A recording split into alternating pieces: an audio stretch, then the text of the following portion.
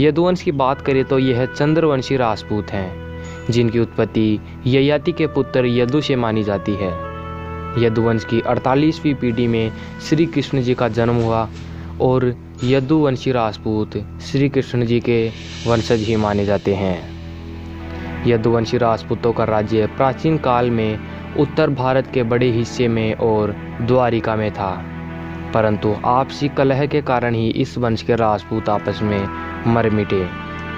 यदुवंशी राजपूतों का गोत्र होता है कौंडिल्य, परवर होता है कौंडिल्य स्निमिक कोत्सक, वेद होता है यजुर्वेद, शाखा होती है माध्यनिंदनीय, सूत्र होता है पारस्कर ग्रह सूत्र, कुलदेवी होती है योगेश्वरी माता, वृक्ष होता है पीपल या कदम्ब का, नदी होती है यमुना, झंडा होता है पीले रंग का।